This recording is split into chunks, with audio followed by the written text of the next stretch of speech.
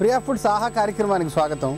నేను ఇప్పుడు మచిలీపట్నంలోని జగన్నాథపురంలోని బలరామ సుభద్ర సమేత జగన్నాథ స్వామి దేవాలయంలో ఉన్నానండి. ఇది మొండి కోరికలు తీర్చే దేవుడుగా అంటారండి. మొండి జగన్నాథ స్వామి దేవాలయం అని కూడా అంటారు. ఇది 500 year old గుడి అండి. 1650 సంవత్సరంలో దేవుడి నిర్ణయం అది. ఈ ప్రాంతంలో పెద్ద ఉప్పెన వస్తే ఒక పెద్ద గంట సముద్రపు నీళ్ళలో కొట్టుకుని వచ్చి ఈ గుడి ముందు ఆగిందండి. ఆ గంట గుడి లోపల ఉంది. అంటే దేవుడి దగ్గరికి తనకు కావలసిన పెద్ద గంటని తనే తెప్పించుకున్నాడు. సరే, ఇదంతా ఓకే. 500 సంవత్సరాల క్రితం ఇక్కడ అద్దేపల్లి వంశీయులు రాజవైద్యం చేసేవాళ్ళు. అందులో జగన్నాథాచార్యులు అనే ఒక వైద్యుడికి దేవుడు కల్లో కనిపించి నన్ను ఎలవేల్పుగా చేసుకో, నాకు గుడి కట్టు అన్నాడు. అప్పుడు ఆయన బయటకు వచ్చి భక్తులతోనూ, ఇక్కడ రాజు చాళుక్యులు పాలించేవారు అప్పుడు, వాళ్ళని కలిసి నేను ఒక దేవాలయం కట్టదలుచుకున్నాను, నాకు కానుకలు ఇవ్వండి అంటే కానుకలు ఇస్తారండి. దాంతో ఆయన ఇక్కడ ఈ దేవాలయం కట్టారు. ఇదే మొండి జగన్నాథ స్వామి దేవాలయం. తర్వాత 500 సంవత్సరాల తర్వాత చాలా కాలం పాటు గడిచింది. దేవాలయం కాస్త జీర్ణావస్థకు చేరిందండి. 1994లో మాదిరెడ్డి పాండురంగారావు, లంకిశెట్టి బాలాజీ ఇలాంటి వాళ్ళు ఒక బ్యాచ్ తయారయ్యి జీర్ణోద్ధరణ గావించారు. గుడికి ఒక కొత్త షేప్ ఇచ్చారండి. 2011 సంవత్సరంలో మరికొంతమంది మళ్ళీ కలిసి ధ్వజస్తంభం, విగ్రహాల ప్రతిష్ట ఇలా చేశారండి. ఈ గుడిలో రథయాత్ర పెద్ద ఎత్తున జరుగుతుందండి. కిషోర్ దాస్కి మాత్రం నచ్చేది ఒకటే, భోజన యాత్ర. చలో మచిలీపట్నం. మచిలీపట్నంలోని జగన్నాథపురంలో ఉన్నాను. మనం ఈరోజు అరటికాయ వడలు చూడబోతున్నామండి. లంకిశెట్టి సాయిలక్ష్మి గారు చూపించబోతున్నారు. చేయండి అమ్మా, దీనికి ఏ పదార్థాలు వాడతారు, అలా చేస్తారు. అరటికాయ వడలు తయారు చేయడానికి కావలసిన పదార్థాలు: అరటికాయలు, నానబెట్టిన శనగపప్పు, మినప్పప్పు, పెసరపప్పు, ఉల్లిపాయ ముక్కలు, అల్లం, పచ్చిమిర్చి, కరివేపాకు, కొత్తిమీర, పుదీనా, క్యారెట్ తురుము, మసాలా దినుసులు, సాల్ట్. చేయండి అమ్మా. ఫస్ట్ స్టవ్ వెలిగించుకోవాలండి. బండి పెట్టాలి. డీప్ ఫ్రై కండి ఆయిల్ వేసుకోవాలి. అరటికాయలు ఉడకబెట్టి పెట్టామండి.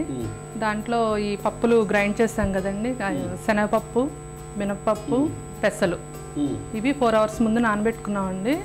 దాన్ని గ్రైండ్ చేసి పెట్టుకున్నాం. దాన్ని ఇప్పుడు నేను దీంట్లో ఇచ్చేస్తున్నాను, కలుపుతున్నాను.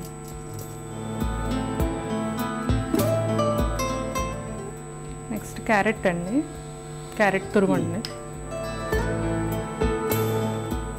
తర్వాత ఉల్లిపాయ అండి, కొంచెం కరివేపాకు అండి, చిన్న చిన్నగా కట్ చేసి వేయాలి. పుదీనా అండి, ఓకే. పుదీనా తర్వాత కొత్తిమీర. పుదీనా తర్వాత కొత్తిమీర అండి. కొత్తిమీర అంటే ఫైనల్కి వచ్చేసాం. ఫైనల్స్ రైట్ అమ్మ. చివరిగా ఉప్పు, టేస్ట్ కొరకు ఉప్పు వేసుకోవాలండి. ఇప్పుడు దీన్ని బాగా కలుపుకోవాలండి. కలుపుకుని వడల్లాగా వేసుకోవాలి. నూనె కాగిందండి. ఓకే, కలిపేయండి. అంటే మొత్తం ఉడికించిన అరటికాయలు, ఉల్లిపాయలు, నానబెట్టి గ్రైండ్ చేసిన పప్పులు, క్యారెట్, ఈ ఆకుకూరలు ఇవన్నీ మొత్తం కలిసిపోవాలి. ఉప్పు కూడా వేసారు. అవునండి. ఓకే, మొత్తం కలిపేస్తారు. అవునండి. తర్వాత వడల్లా చేసి డీప్ ఫ్రై చేస్తారు. అవునండి.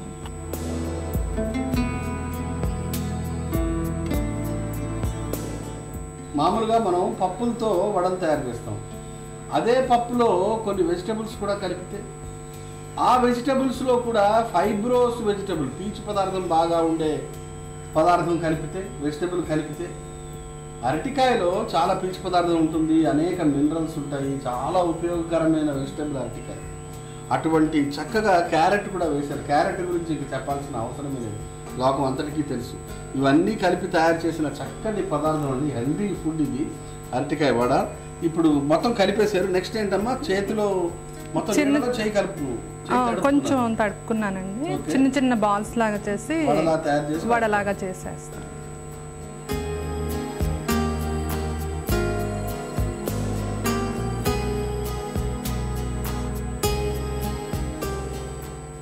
ఇది స్నాక్ ఐటమ్ అండి. పిల్లలు చాలా ఇష్టంగా తింటారు. విడిగా అంటే అరటికాయ కూర అంటే తినరండి, టేస్టీగా ఉండదు. క్యారెట్ అంటే తినరు, ఆకుకూరలు అంటే తినరు.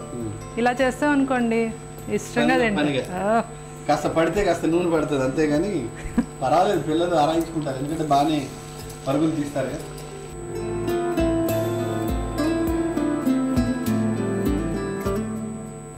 అరటికాయ ఇంకేమేమి చేస్తుంటారమ్మా?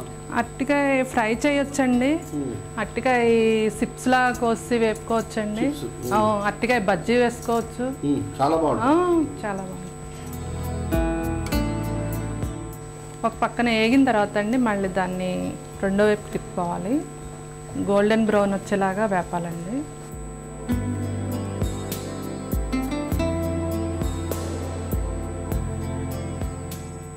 వడలు వేగిపోయినాయండి, ఇప్పుడు తీస్తున్నాను.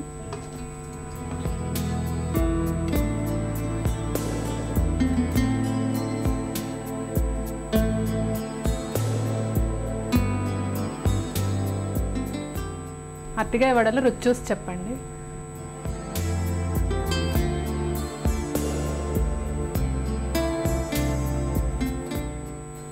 ఆహా